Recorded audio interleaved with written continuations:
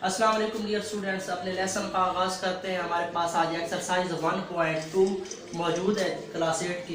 इसका question number 1 है हमारे पास वेरीफाई, यानी हमने प्रूव करना है दोनों साइड पे हमारा आंसर इक्वल आना चाहिए।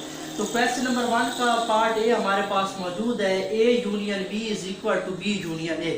जैसा कि नाम से भी जाहिर है, यूनियन का मतलब ये होता है कि दोनों जो ब्रैकेट्स होती हैं उनकी जो रकम एलिमेंट्स दिए गए होते हैं उनको उठा के एक ही ब्रैकेट में लिख देते हैं।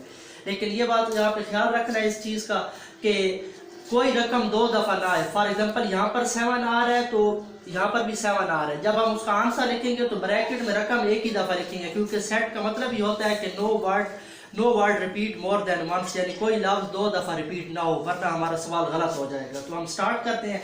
लेफ्ट हैंड साइड हमने ले लिया यहाँ पर ए यूनियन बी, तो वैसे ही हमने ए यूनियन बी लिख लिया। तो हमारे पास सवाल में ए की रकम दी गई है 1 से लेकर 10 तक, 1 2 3 कंटिन्यू 10, यानी हमने 1 से लेकर 10 तक ए की वैल्यू दी गई थी। फिर हमने यूनियन की वैसे अलामत डाल दी और उसके बाद हम अब बी की वैल्यू पुट करने जा रहे हैं। बी की वैल्यू हमारे पास क्या है, 7 8 से लेकर 12 तक मौजूद है, 7 8 और 12। अब यूनियन का मतलब ये है कि तमाम रकमों को इकट्ठा करके एक ही ब्रैकेट में लिख देना है, लेकिन कोई रकम दो दफ़ा ना आए, चाहे मैच हो रही है नहीं मैच हो रही, लेकिन हमने रकम को इकट्ठा करके लिख देना। तो बिल्कुल आसान है। हमारे पास ए यूनियन बी हम इसको हल करने जा रहे हैं। लेफ्ट हैंड साइड पे हमारे पास मौजूद है, तो तमाम रकम को हम इकट्ठा करके लिखें। पहले 1 से लेकर 10 तक तो वैसे आ जाए, क्योंकि इकट्ठा करके लिखना है। तो 1 2 3 यहाँ से लेकर हमने 10 तक तो लिख दिया। इसके बाद 10 तक तो हमारे पास आ रही है, 7 भी यहाँ पर आ रहा है, 8 भी आ रहा है, 9 भी आ रहा है, 10 भी आ रहा है। लेकिन अब यहाँ पर क्या है, 11 भी आ रहा है हमारे पास और 12 भी आ रहा है। तो ये जिस तरह हमने डियर स्टूडेंट पूरी दोनों रकमों को उठाकर एक ही ब्रैकेट में हमने लिख दिया। पहले क्या किया है, 1 से लेकर 10 तक रकम वैसे लिख दी, फिर हमारे पास 11 भी आ रहा था और 12 भी आ रहा था। दोनों रकमों को हमने इकट्ठे एक ही ब्रैकेट में लिख दिया, क्योंकि यूनियन का मतलब ये है कि इत्तेहाद दोनों ब्रैकेट की रकमों को एक ही ब्रैकेट में इकट्ठा करके लिख देना। लेकिन इस बात का ख्याल रखना है कि अगर दोनों ब्रैकेट्स में रकमें आ रही हैं, फॉर एग्जांपल यहाँ पर 8 आ रहा है तो 8 वहां पर भी आ रहा है, लेकिन जब आंसर में लिखना है तो 8 एक ही दफा लिखना है, दो दफा नहीं लिखेंगे, वरना हमारा सवाल गलत आ जाएगा।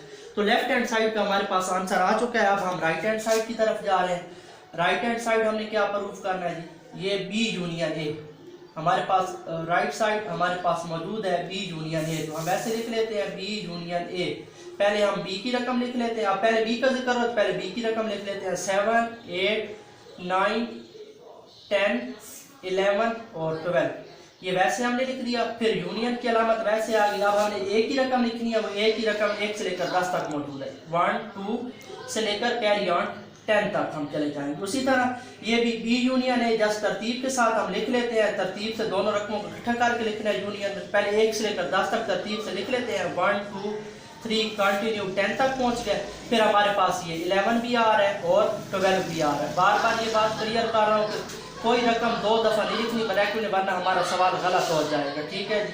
तो ये हमारे दोनों साइडों का आंसर इजी बिल्कुल इक्वल हो चुका है। एक का साइड 1 से लेकर 12 तक आ चुका है और बी का भी 1 से लेकर 12, हमारे दोनों साइड प्रूव हो चुकी है। तो हम लिख सकते हैं इस तरह, सो प्रूव्ड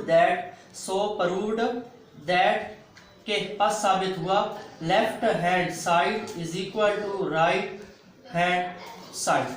अल्लाह हाफिज।